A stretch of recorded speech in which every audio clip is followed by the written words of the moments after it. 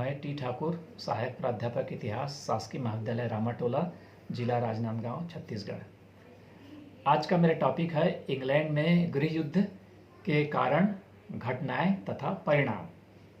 सबसे पहले मैं आप लोगों को इंग्लैंड के गृह युद्ध के कारण के बारे में बताऊंगा। तो इंग्लैंड में गृह युद्ध का सबसे मेन कारण ये था कि इंग्लैंड में ट्यूडर राजवंश के राजा लोग विगत 1485 ईस्वी से 1603 ईस्वी तक निरंकुशता पूर्वक पहले भी शासन कर चुके थे। उन राजाओं को चुनौती देने वाले लोग अनेक कारणों से असफल हो चुके थे। इसके अलावा स्कॉटलैंड के स्टुअर्ट वंशी जेम्स प्रथम इंग्लैंड की रानी एलिजाबेथ की मृत्यु के पश्चात गद्दी पर बैठा। इसके शासनकाल में संसद शुरू से ही जेम्स प्रथम को चुनौती देने लगी थी और इस प्रकार विवाद काफ़ी आगे बढ़ता चला गया था। और इसके अलावा राजा के दैवीय अधिकार का सिद्धांत, चार्ल्स प्रथम का दावा था कि राजा को शासन करने का अधिकार ईश्वर प्रदत्त है और राजा ईश्वर का ही प्रतिनिधि है। और इसका परिणाम ये हुआ कि संसद राजा से अप्रसन्न हो गई क्योंकि संसद निरंकुशता को स्वीकार करने को तैयार नहीं थी। इसके अलावा मध्यम वर्ग, व्यापारी वर्ग का जागृत हो जाना। मध्यम वर्ग में अधिकांश व्यापारी ही थे, उन्हें भी राजाओं की निरंकुशता खलने लग गई थी।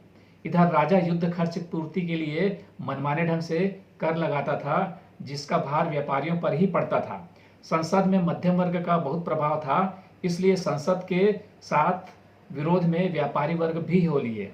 इसके अतिरिक्त स्टुअर्ट राजा की धार्मिक नीति, स्टुअर्ट राजा कैथोलिक थे। उस समय इंग्लैंड के संसद में निम्न सदन अर्थात लोकसभा में प्रोटेस्टेंट लोग अधिक थे, जो इंग्लैंड एंग्लिकन चर्च के विरोधी भी थे। इसलिए भी प्रोटेस्टेंट लोग राजा का हमेशा विरोध ही किए। स्टुअर्ट राजाओं की विदेश नीतियां भी गलत थीं। स्टुअर्ट राजाओं का झुकाव कैथोलिक धर्म की ओर अधिक था, इसलिए स्टुअर्ट वंश के राजा लोग कैथोलिक यूरोपीय देशों को प्रसन्न करना चाहते थे, जबकि संसद ऐसा नहीं करना चाहती थी। इसके अलावा पुनर्जागरण का भी प्रभाव वहां पर पड़ चुका था। पुनर्जागरण के प्रभाव से अब तक इंग्लैंड की जनता भी पूरी तरह जागृत हो चुकी थी। क्या अच्छा और क्या बुरा, इन सब पर तर्क वितर्क करना जनता सीख चुकी थी। इसके अलावा 1215 ईस्वी का मैग्ना कार्टा अधिकार पत्र और देश विधि कॉमन लॉ की अवमानना। मध्यकालीन इंग्लैंड में संसद ही कर निर्धारण में बहुत शक्तियां पहले भी प्राप्त कर चुकी थी। मैग्ना कार्टा में ऐसे कुछ प्रावधान भी थे जिसके तहत नागरिक राजा की निरंकुशता को नियंत्रण रखने का अधिकार भी रखते थे। कॉमन लॉ में भी नागरिकों के अधिकारों व संसद की स्वतंत्रता की रक्षा होती थी। स्टुअर्ट राजा मैग्ना कार्टा व कॉमन लॉ की अवमानना करने लग गए थे, ये भी एक युद्ध का कारण था। इसके अलावा जेम्स प्रथम की धन लिप्सा, युद्ध खर्च की आपूर्ति हेतु धन लिप्सा के कारण राजा अपनी सत्ता का दुरुपयोग करके व्यापार में आयात निर्यात कर में वृद्धि किया था, व्यावसायिक एकाधिकार प्रदान कर मनमाना धन वसूल किया था। इसके अलावा धनी व्यक्तियों से बलपूर्वक ऋण प्राप्त किया था। तब संसद इन सब बातों का विरोध की, जिससे राजा जेम्स प्रथम नाराज होकर के संसद को ही भंग कर चुका था। इसकी पुनरावृत्ति चार्ल्स प्रथम भी अपने कार्यकाल में करता चला गया, जो बाद में घातक सिद्ध हुआ। इसके अलावा स्कॉटलैंड का इंग्लैंड में विलय की योजना, जेम्स प्रथम इंग्लैंड में स्कॉटलैंड का विलय करना चाहता था, जबकि इंग्लैंड की प्रजा स्कॉटलैंड के लोगों से घृणा करती थी। इस विलय या एकाकार को इंग्लैंड के लोग कभी पसंद नहीं कर रहे थे। इसके अलावा जेम्स प्रथम का स्पेन की तरफ झुकाव होना, जेम्स प्रथम स्पेन को अपना मित्र बनाना चाहता था, जबकि संसद ऐसा नहीं चाहती थी। तो पर भी से जेम्स प्रथम ने अपने पुत्र चार्ल्स का विवाह स्पेन की राजकुमारी हेनरिटा मेरिया से करने के लिए बातचीत करना आरंभ कर दिया, जिसका संसद ने भी विरोध किया था।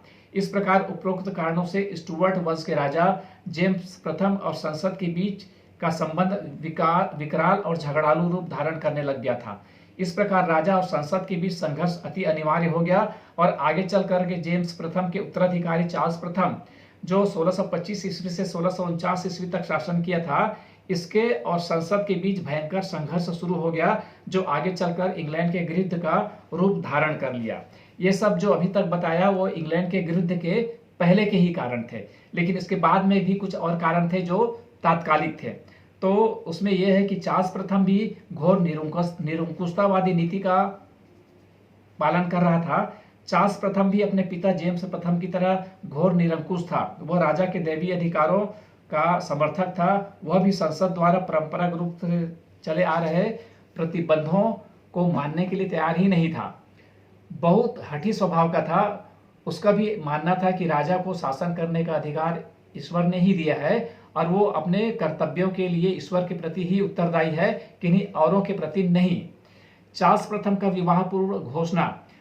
सम्राट चार्ल्स प्रथम हेनरिटा मेरिया से विवाह पूर्व घोषणा कर चुका था कि वह इंग्लैंड में रह रहे कैथोलिकों को कोई सुविधा नहीं देगा, और विवाह हो जाने के पश्चात वही चार्ल्स प्रथम गुप्त रूप से फ्रांस की सरकार को भी यह आश्वासन दिया कि वह अपनी पत्नी हेनरिटा मेरिया को इंग्लैंड में उसके अपने कैथोलिक धर्म का पालन करने की सुविधा देगा और इंग्लैंड के कैथोलिक लोगों को भी सामान्य रियायतें प्रदान करेगा। बाद में यही चार्ल्स प्रथम अपने वचन का ठीक ढंग से पालन नहीं किया। ये भी इंग्लैंड के गृह युद्ध का एक कारण था। इसके अलावा 1625 ईस्वी के प्रथम संसद का भंग हो जाना। इंग्लैंड तथा स्पेन के संभावित युद्ध के कारण इंग्लैंड की संसद युद्ध खर्च की एक निश्चित धनराशि चार्ल्स प्रथम के सिंहासनारूढ़ के पहले ही स्वीकृत कर चुकी थी। इस अग्रिम स्वीकृत धनराशि को चार्ल्स प्रथम युद्ध के पहले ही खर्च कर चुका था। 1625 ईस्वी में युद्ध खर्च राशि की आपूर्ति के लिए चार्ल्स प्रथम ने टनेज और पाउंडेज नामक कर की स्वीकृति संसद से कराकर धन वसूल करना चाहा, लेकिन संसद इसके लिए इनकार कर दी। इसके अतिरिक्त संसद को यह भी संदेह था कि चार्ल्स प्रथम का विश्वसनीय सलाहकार बकिंघम का ड्यूक जॉर्ज विलियर्स धन का दुरुपयोग कर रहा है। इस निंदा के कारण चार्ल्स प्रथम व संसद के बीच बहुत बहस छिड़ गया। तब चार्ल्स प्रथम ने नाराज होकर के संसद को भंग कर दिया। इसके अलावा 1626 ईस्वी का दूसरा संसद का भंग हो जाना। चार्ल्स प्रथम ने 1625 ईस्वी में दूसरा संसद सत्र बुलाया। इसमें भी चार्ल्स प्रथम व संसद में झगड़ा हो गया। इस झगड़े के दो प्रमुख कारण थे। पहला यह था, स्पेन के बंदरगाह कैडिज पर एक जंगी जहाजी बेड़ा चार्ल्स प्रथम द्वारा युद्ध के लिए भेजा गया था, जिसकी बुरी तरह से हार हो चुकी थी।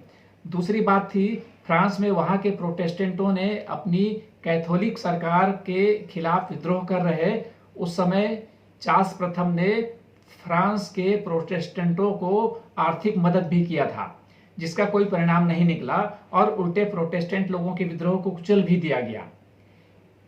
इन असफलताओं से नाराज होकर भी संसद ने बकिंघम पर मुकदमा चलाने का आग्रह किया, जिसे चार्ल्स प्रथम ने इनकार कर दिया और क्रुद्ध होकर इस दूसरे संसद सत्र को भी भंग कर दिया। 1628 ईस्वी का तीसरा संसद भी भंग। 1628 ईस्वी के तीसरे संसद सत्र में संसद ने चार्ल्स प्रथम के समक्ष अधिकार याचिका प्रस्तुत किया, जिसकी 4 प्रमुख धाराएं थीं। पहला था, संसद की स्वीकृति के बिना राजा कर लगाना और ऋण वसूल करना अवैध है। इसके अलावा बिना कारण बताए किसी व्यक्ति को गिरफ्तार कर जेल में डालना अवैध है और सैनिकों को साधारण नागरिकों के घरों में जबरदस्ती ठहराने या टिकाने की प्रथा अवैध है। इसे बंद कर दिया जाए।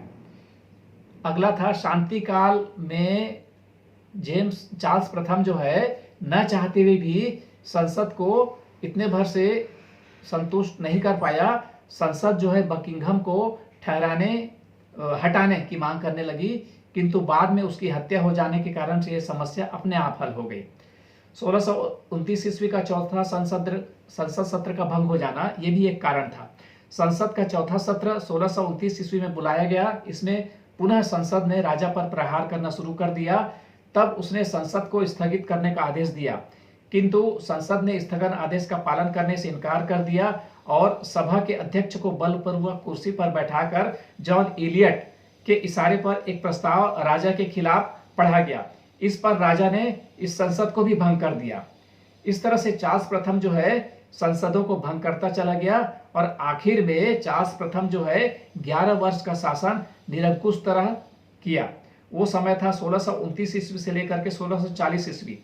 इस समय तक के चार्ल्स निरंकुश जो है पूरी तरह निरंकुश होकर के शासन करने लग गया था। इस बीच भी चार्ल्स प्रथम को स्कॉटलैंड के युद्ध में सफलता नहीं मिली और युद्ध की खर्च राशि की आवश्यकता होने पर वह ऋण के रूप में धन वसूल करना चाहा, जिसे संसद ने इनकार कर दिया। इसके अलावा दीर्घ संसद के कार्य, इस संसद में पहली बात the court of high commission और दूसरा the court of star chamber, ये सब को समाप्त कर दिया गया था और दीर्घ संसद ने त्रैमासिक अधिनियम पारित कर दिया, जिसके अनुसार 3 वर्ष में संसद का कम से कम एक अधिवेशन बुलाना अनिवार्य कर दिया गया। अब राजा के लिए संसद के बिना शासन चलाना असंभव हो गया। इसके अलावा चार्ल्स प्रथम जो है एक बहुत बड़ी भयंकर भूल किया, वो ये था कि राजा व संसद के बीच लगातार संबंध खराब होते चले आ रहे थे कि इसी बीच चार्ल्स प्रथम एक भयंकर भूल कर बैठा। वो भूल यह थी कि राजा स्वयं एक सशस्त्र सैनिक टुकड़ी लेकर के 5 सदस्यों को गिरफ्तार करने के लिए लोकसभा भवन में पहुंचा। उनके विरुद्ध यह आरोप था कि उन्होंने स्कॉटलैंड के विरोधियों के साथ पत्र व्यवहार किया था। चार्ल्स उन सदस्यों को गिरफ्तार नहीं कर सका क्योंकि वे सूचना पाकर पहले ही भाग चुके थे। इस घटना से राजा की प्रतिष्ठा को भारी आघात पहुंचा और साथ ही साथ राजनीतिक तापमान उबाल बिंदु पर पहुंच गया। साथ ही अंत में 10 जनवरी 1642 ईस्वी को चार्ल्स लंदन को छोड़कर चला गया। अब दोनों पक्ष खुलकर युद्ध की तैयारी करने लग गए। तो इस तरह से ये सब युद्ध के कारण थे।